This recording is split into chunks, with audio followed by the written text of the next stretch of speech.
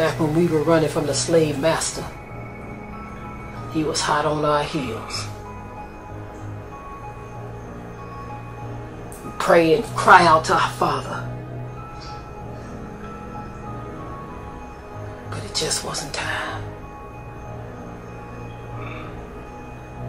Seemed like a lot of y'all don't have no relationship with the Father. You have a relationship with your leaders, your camp leaders, your pastors, your bishops. That's who your relationship is with. Yourself, prettying up that old flesh of yours. Scripture said, put ye on Yahushua HaMashiach, but you ain't putting him on, you're putting on yourself. You ain't got no shame, just doing all kinds of wickedness, at the same time calling on the Father. He got your number. He sees you. Shame on a lot of you. Shame on you descendants of slaves who piss on our suffering with the way you behave yourselves. You have no respect for what we had to go through. Well, sure, you're going through things right now. We won't deny that. But a lot of the things you're going through, you bring it on yourself. You don't know how to keep your mouth shut. You're in the land of your captivity. Well, didn't you know that?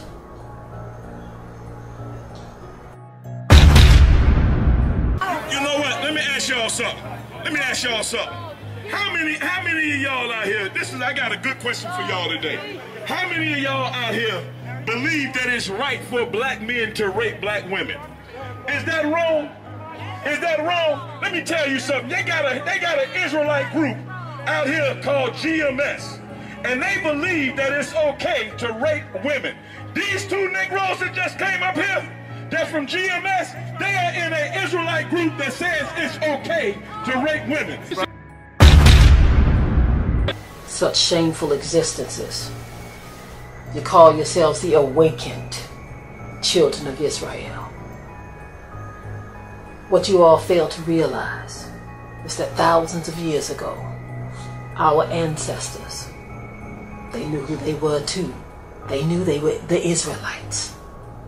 But yet and still, they were asleep. And they were even referred to as generation of vipers.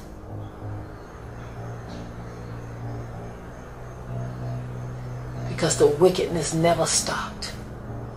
That's why the scripture talked about Judah being worse. Worse than Israel.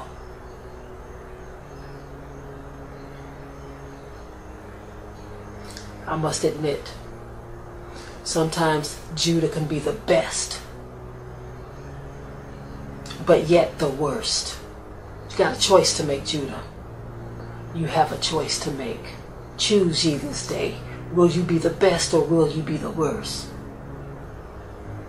You call yourself trying to awaken the lost sheep of Israel. All you're displaying is pure darkness. What we see going out is shameful. You are a disgrace to the name of our Father. You have brought shame yet again upon his name with the way you behave. Acting like straight up devils. And yet you claim to fear Yah. You don't fear Yah. You open up your mouth with lies, hypocrisy, false witness, backbiting, tale-bearing. The Most High sees.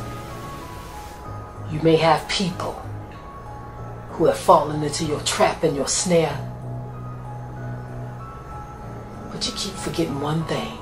They don't have a heaven or hell to put you in. The Most High sees your devilish, deceptive heart.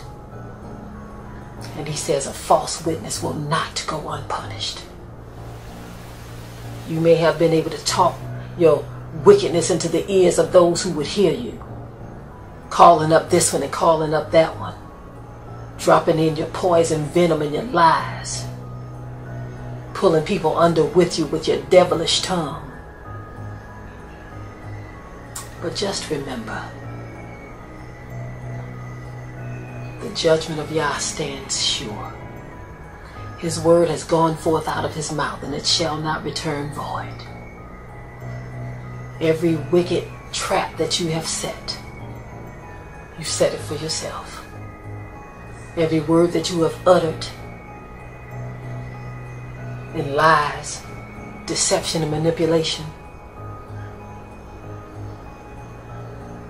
is going to revisit you. That's the word. It says a false witness shall not go unpunished. So get ready. We see a lot of that going on among the Israelites, the so-called Hebrew Israelites, as you call yourself.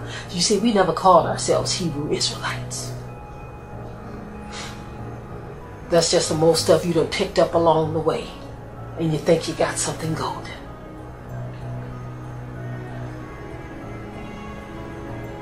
See, you're always picking up Master's crumbs off the floor because you don't want what's really yours. You don't want what really belongs to you. You want what the slave master had.